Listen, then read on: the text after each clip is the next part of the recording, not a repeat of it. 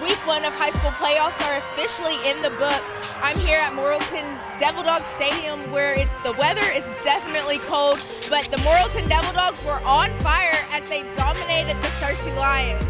Lacey and Austin will have all the highlights from this game along with updates from the Greenbrier versus Maumelle game.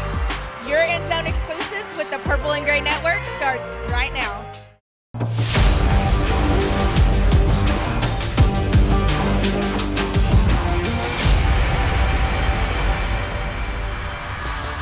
It's playoff time here in Central Arkansas. First round's kicked off all across the state.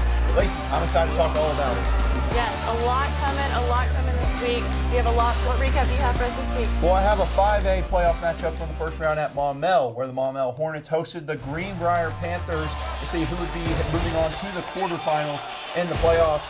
Great environment there for both sides, and really another low-scoring affair. We've had a couple of these the past couple of weeks, but nonetheless, it was a great game as a whole. Defense and field positioning dominated most of the night. Only 2 touchdowns scored in this game as a whole. Greenbrier opened up the scoring with a passing touchdown in the first quarter, but they would miss the extra point in that first quarter. Might come back to haunt them later in the game. Nonetheless, they're up 6-3 late in the first half, when Maumelle scored its only touchdown of the game on a passing score from 11 yards out to take a 10-6 lead in the half. Third quarter, nothing really happened other than a Greenbrier field goal. It was 10-9, and Greenbrier had pinned Maumelle back to his 1-yard line with 8 minutes left. Maumelle would move it close, but would not pick up the first down and faced a 4th and 1 inside its own 10. And rather than choosing the punt, Maumelle decided we're going to go for it, and they got it and proceeded to run the last 8 minutes off the clock. They gave Greenbrier the ball back with only 10 seconds left in the game. They tried some backyard plays, Lacey, tossing the ball around to 5 or 6 guys, trying to see if anyone could take it to the house, but they could not. Maumelle wins this one 10-9, a low-scoring affair, and they will move on to the quarterfinals of the 5A state playoffs to take on the Parkview Patriots. Lacey, what about our playoff game in Morrilton?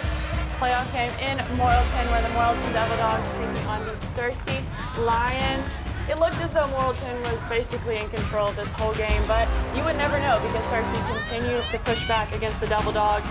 Just to put it into perspective here, in the first quarter, Morrilton was on the board first with Jamarcus Sandage touchdown. Searcy responding really quick with a touchdown from Jackson Smith. Less than a minute later, a Dante Cox touchdown from Morrilton, and on the kickoff following that touchdown, Morrilton with a fumble recovery leading to another touchdown. Searcy continued to try to shut down Morrilton's momentum, but Morrilton continued to respond, bringing the score 41-21 going into the half. Both Morrilton and Searcy battled back and forth through the second half, but Morrilton ultimately ended up coming out on top. Austin. Morrilton Devil Dogs defeated the Searcy Lions 56-35 and move into the second round of the 5A playoffs. You know, we talk all the time about Conway and how they've dominated opponents. We also talked about Morrilton scoring a lot of points.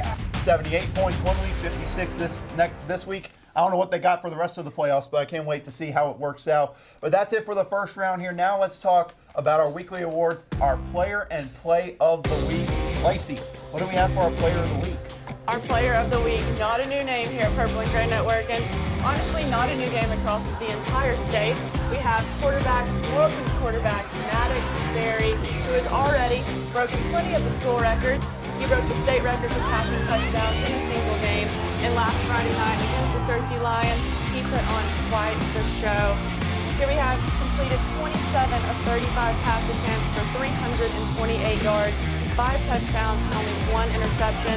Also, we said he'd be one to watch throughout the season as the season progressed, and that's the truth. Yeah, I think it's safe to say so, and we're going to definitely see him get some looks at the next level, I think so.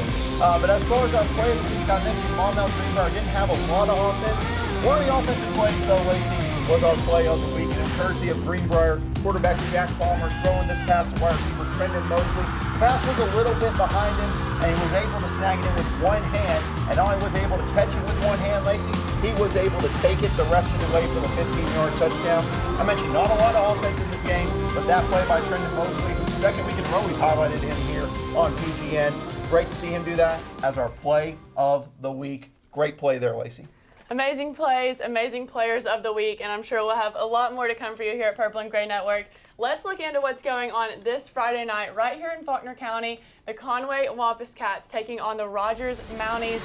It is Conway's first game in the playoffs. They had a bye in their first round, but the Rogers Mounties coming off a big win against Little Rock Southwest in that first round. Conway right now sitting at 9-1 overall. The Mounties at 8-3 overall. So pretty close right there. As we know, Conway the number 2 seed and a new name here at Purple and Gray Network. The Rogers Mounties coming in the playoffs with the number 7 seed. Scorebook Live right now is predicting a Wampus Cat win with 75% in favor of Conway. And both Conway and Rogers have won 4 of their last 5 games. I'm excited to see how they're going to come back after their loss against Bryant for the Wampus Cats. Yeah, I am as well. And you look at the path for the Wampus Cats as they get ready to go into playoff play. They win this game against Rogers. They would take on Bentonville in the semifinals, a team that they already beat 51-22 very early in the season. And if they win that, dare I say, a rematch with Bryant in that 7A state championship, I think everyone would agree that that would be a great treat. And you wonder how different things would be from that first matchup in that state championship game. I think so too. I think that if you go back and look at the Conway-Bryant game, you know, rainy weather, not great conditions, maybe, you know, not having Grayson Wilson, they're normally starting quarterback in there for them. I think that under some different conditions, with some time to regroup and recap that last game, that I think it could be a totally different outcome for Conway-Bryant. I think so too. So dare I say, Lacey, we get a PGN prediction for these 7A state playoffs. I think so. PGN prediction, Purple and Gray right here. My prediction would be, I think we're looking at Conway-Bryant matchup, and I think under some different conditions, I think that Conway could come out on top. I think that it's kind of hard to beat a team twice, so maybe Conway will pull away with the victory in the finals. Yeah, and you're wiser than I am. I'm not going to guarantee a win, but I'm going to guarantee it'll be a great game at War Memorial Stadium in Little Rock. But you'll have highlights for that Conway-Rogers game next week here on PGN. But enough talk about the first round, Lacey. Quarterfinals of state playoffs going on. Can't wait to see how they play out. Me too, Austin. Let's go. Second round of the playoffs coming up for you. We will have all of this and more next week right here at Purple and Gray Network. Be sure to follow us on Facebook at PGN Conway. You can also give us a follow on Instagram. Follow us there at PGN Conway. And subscribe to us on YouTube at Purple and Gray Network. But that's going to do it for us here at PGN.